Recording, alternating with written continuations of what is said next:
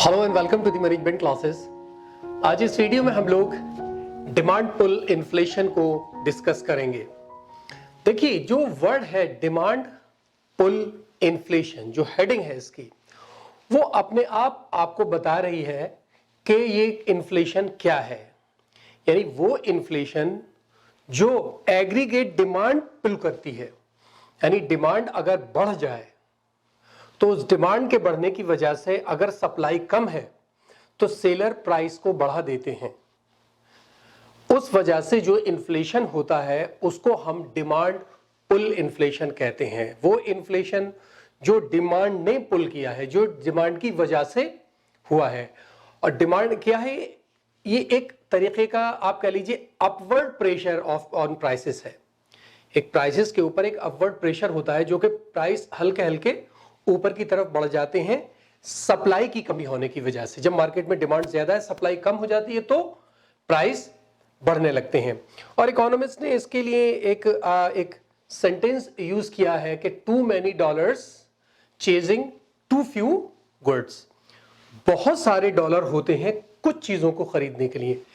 पैसा ज्यादा है और चीजें कम है, मनी सप्लाई ज्यादा है कंपैरेटिव टू द प्रोडक्शन। ठीक है। और जो केन्शियन इकोनॉमिस्ट हैं ये बेसिकली कहते हैं कि ये तो एग्रीगेट डिमांड और एग्रीगेट सप्लाई के बीच में इम्बैलेंसिंग है। जो बेसिकली हमारी जो इक्विलिब्रियम पॉइंट है वो क्या होता है? Aggregate demand equal to aggregate supply, यही होता है। इसके अंदर जब ये डिमांड पुल इन्फ्लेशन होता है तो यहां इम्बैलेंसिंग हो जाती है। यानी ये जो डिमांड है ये बहुत ज्यादा बढ़ जाती है, ये कम रह जाती है। तो ये एक सिचुएशन होती है जिसकी वजह से प्राइस बढ़ने लगते हैं और वो प्राइस बढ़ते बढ़ते एक इन्फ्लेशन हो जाता है और कंटिन्यूअसली इंक्रीज होते रहते हैं। इसको डिमांड पुल इन्फ्लेशन कहते हैं। ठीक है। मेन जो बेसिकली जो मेन कॉज है वो यही होता है कि डिमांड बढ़ जाती है।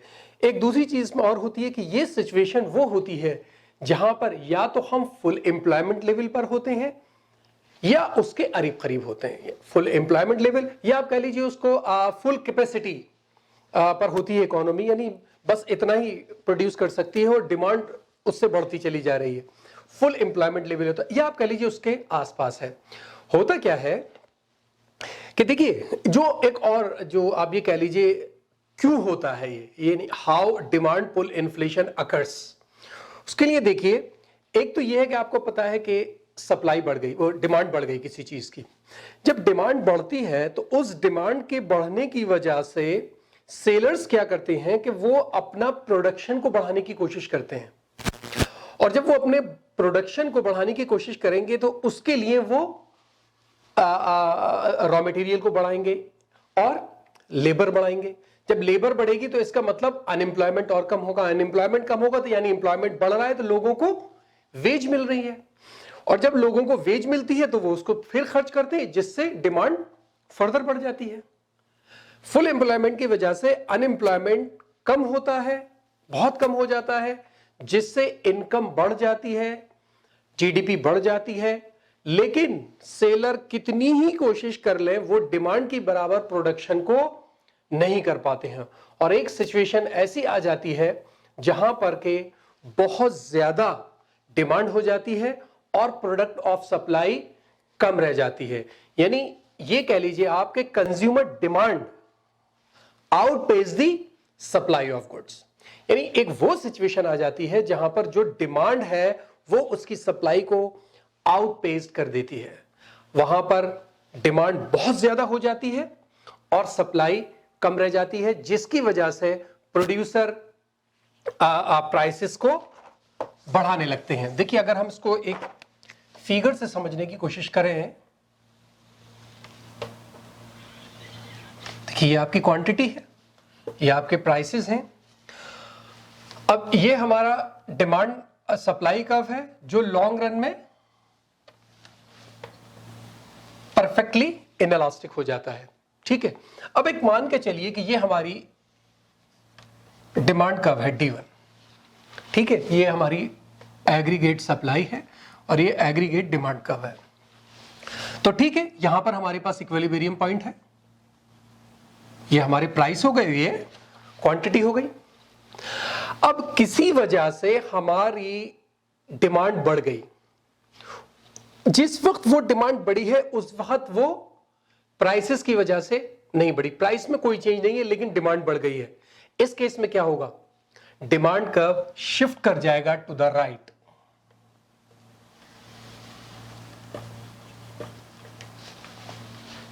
डिमांड कर्व राइट की तरफ शिफ्ट कर जाएगा।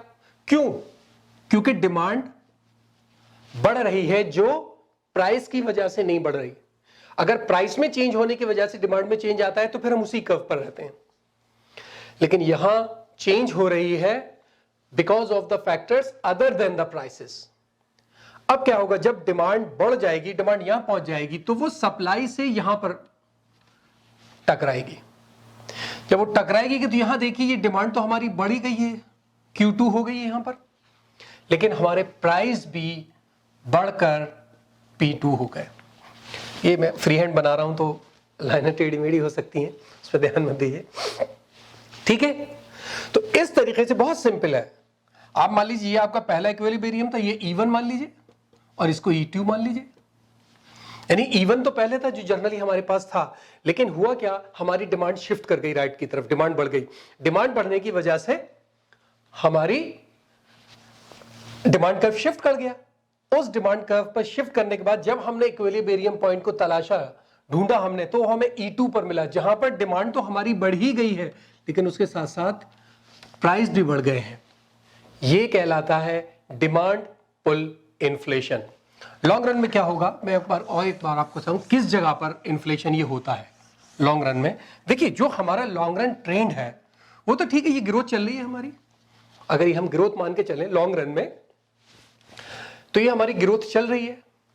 लेकिन होता क्या है, जब आप एक पर्टिकुलर आपकी एक्सपेक्टेड या आपकी प्लान ग्रोथ है, जब हमारी ग्रोथ उससे डेविएट हो जाती है तब ये प्रॉब्लम आती है। जो हमारी साइकिल चलती है वो कैसे चलती है, ग्रोथ नॉर्मल पे वापस आ गए हम, उसके बाद फिर ये नीचे हम चले जाते हैं डिप्रेशन में, उसके बाद रिकवरी शुरू हो जाती है और इसी तरीके से ये चलता रहता है, ठीक है।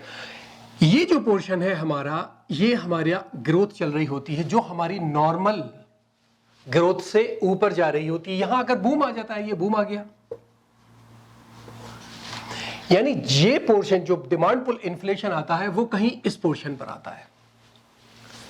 वो पोर्शन जहां पर हम नॉर्मल से ज्यादा ग्रोथ पा लेते हैं तो वहां डिमांड ज्यादा होती है, सप्लाई हमारी नॉर्मल उस पर ही रह जाती है, लेकिन डिमांड ज्यादा हो जाती है तो हमें डिमांड पुल इन्फ्लेशन मिल जाता है।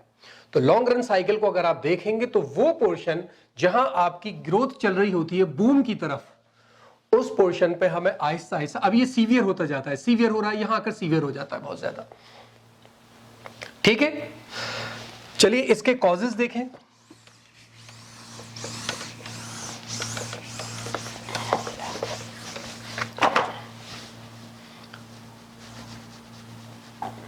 Causes of demand pull inflation. मैंने डिमांड के लिए सिर्फ जल्दी के लिए टी बना दिया है, आप लोग पूरा डिमांड ही लिखिएगा इसको। क्या रीजंस हैं जिसकी वजह से डिमांड पुल इन्फ्लेशन होता है? पहला तो आपका यही है, growing economy, a growing economy. जैसे मैंने आपको यहां पर उसमें बताया था कि जब हमारी साइकिल के ऊपर जब हम ग्रोथ की तरफ चल रहे होते हैं, बूम की तरफ टकरा रहे होते हैं, वो पोर्शन जो होता है वो एक रीजन होता है डिमांड पुल इन्फ्लेशन में। उस वक्त हम लोग फुल एम्प्लॉयमेंट लेवल पर होते हैं और फुल एम्प्लॉयमेंट होने की वजह से लोगों के पास पैसा ज्यादा होता है, सबके पास पैसा होता है, लोग ज्यादा से ज्यादा खरीदने की कोशिश करते हैं, यानी few dollars chasing for more dollars chasing for few goods, थोड़े से डॉलर ज्यादा प्रोडक्ट को चेज कर रहे हैं, तो इस वजह से प्राइस उस केस में बढ़ते हैं। तो अगर ग्रोइंग इकोनॉमी है, ग्रोथ की तरफ चल रही है, बूम की तरफ चल रही है, तो वो एक रीजन होता है जिसकी वजह से डिमांड पुल इन्फ्लेशन होता है। दूसरा है लो इंटरेस्ट रेट।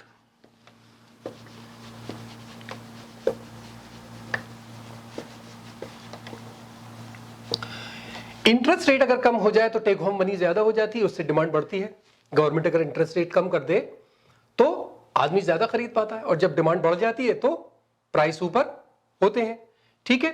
तीसरा है राइजिंग रियल वेजेस।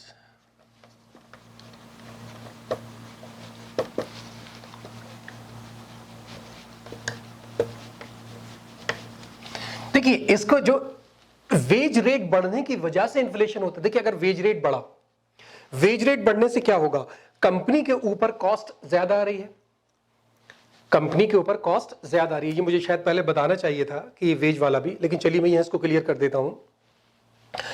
जब वेज बढ़ती है तो कॉस्ट ऑफ प्रोडक्शन बढ़ जाती है, और इस कॉस्ट ऑफ प्रोडक्शन के बढ़ने की वजह से अगर सप्लायर प्राइस ना बढ़ाए तो उनका प्रॉफिट कम हो जाता है। तो सप्लाई करते हैं कि जितना वेज के अंदर वो ज्यादा पेमेंट कर रहे हैं, ये अल्टीमेटली शिफ्ट कर देते हैं कंज्यूमर की तरफ और प्राइसेस को बढ़ा देते हैं, जिससे इन्फ्लेशन हो जाता है।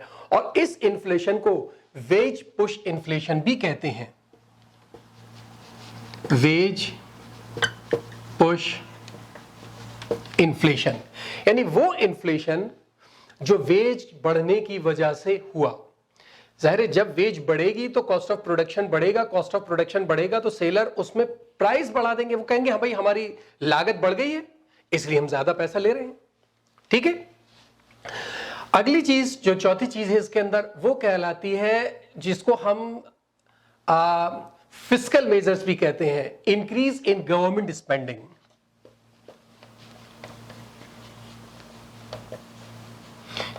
Increase in government spending.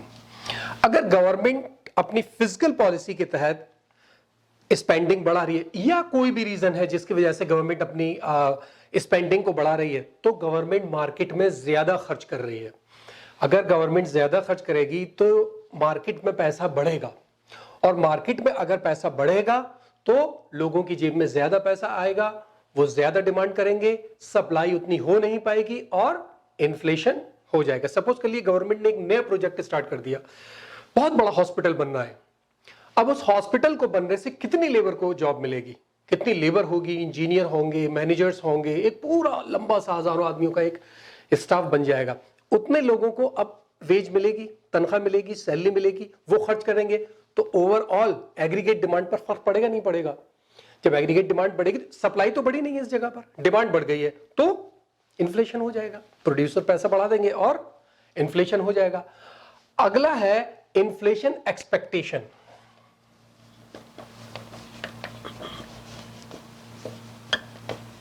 Inflation expectation, सिर्फ दिमाग में यही आ गया कि शायद अगले महीने से प्राइस बढ़ने वाले हैं, तो डिमांड आज बढ़ जाती है। कुछ दिन में गवर्नमेंट जो है वो किसी पॉलिसी के तहत या मार्केट कंडीशन की वजह से प्राइस बढ़ने, जनरल प्राइस लेवल बढ़ने जा रहा है, तो लोग आज खरीदना शुरू कर देते हैं, और आज खरीदने की वजह से आज डिमांड बढ़ जाती है और आज ही पैसा बढ़ जाता है। पेट्रोल में आप देखिए, कभी कभी आपने देखा होगा, न्यूज आती है कि साहब इस डेट से पेट्रोल में पैसे में के प्राइस में इतनी बढ़ोतरी है, यानी इतने % पैसा बढ़ जाएगा, 2 रुपया, 3 रुपया, 10 रुपया पेट्रोल में बढ़ जाएगा। अगर लोगों को पता है कि कल से बढ़ रहा है तो आज ही अपनी टंकी फुल कराने की सोचते हैं, है ना, सोचने का आज ही टंकी फुल कराने, कम से कम जिस टंकी फुल होने तक तो पुराने रेट पे काम चल जाएगा। ठीक है ना। तो ये बेसिकली किस लिए होता है कि अगर आपको आपकी एक्सपेक्टेशन है कि आगे इन्फ्लेशन है, या आपको अभी न्यूज मिल गई है कि आगे इन्फ्लेशन है, तो आप आज बढ़ा देते हैं। तो कुछ जगहों पर, ये मैंने पेट्रोल का एग्जांपल दिया, आप सोचेंगे पेट्रोल वाला उस दिन तो पैसा बढ़ाता नहीं है, ये मैंने जस्ट एक एग्जांपल दिया।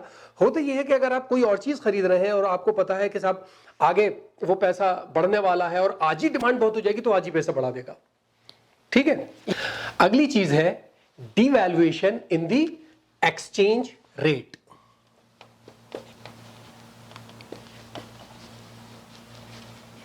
devaluation in the exchange rate। अगर आपकी करेंसी की वैल्यू कम हो जाए इंटरनेशनल मार्केट के अंदर, इंटरनेशनल मार्केट में अगर आपकी मनी की वैल्यू कम हो जाए, यानी डॉलर महंगा हो जाए, आपके पैसे कम हो जाए। पहले सपोज कर लीजिए $1 ₹65 का था, अब $1 ₹70 का हो गया। अब आप अगर कुछ चीज इंपोर्ट करेंगे तो आपको ₹70 देने होंगे। पहले आप कितने दे रहे थे? 65, 65। लेकिन चूंकि करेंसी की वैल्यूएशन में चेंज आने की वजह से अब आपको $1 का कोई सामान परचेज करने के लिए ₹70 देने पड़ रहे हैं। इसका मतलब अब आपको ₹5 एक्स्ट्रा देने पड़ रहे हैं। ये ₹5 इधर प्राइसेस में बढ़ जाएंगे, जिससे इन्फ्लेशन होगा। ये भी एक वजह होती है इन्फ्लेशन की। और जाहिर है एक और रीजन है, लिखूं वो समझ लीजिए आप, मनी सप्लाई अगर मार्केट में बढ़ जाए, मॉनेटरी पॉलिसी के थ्रू या फिस्कल पॉलिसी के थ्रू अगर आप मार्केट के अंदर मनी सप्लाई बढ़ा देंगे तो उससे डिमांड बढ़ जाती है, सप्लाई नहीं बढ़ती, जिसकी वजह से भी आपका, और ये भी बड़ी वजह होती है जिसकी वजह से डिमांड पुल इन्फ्लेशन हो जाता है। ठीक है, तो मुझे उम्मीद है डिमांड पुल इन्फ्लेशन आपकी समझ में आया होगा। कोई प्रॉब्लम हो तो मुझे कमेंट बॉक्स में बताइए, मैं उसको समझाने की कोशिश करूंगा। इससे अगली वीडियो में फिर हम लोग कॉस्ट पुश इन्फ्लेशन पर डिस्कस करेंगे। ठीक है, और जाहिर है जो लोगों की डिमांडें आ रही हैं मेरे पास सेव हैं, और मैं उन पर भी बीच बीच में वीडियो बनाता जा रहा हूँ। ठीक है, तो इस वीडियो में इतना ही। Thank you so much.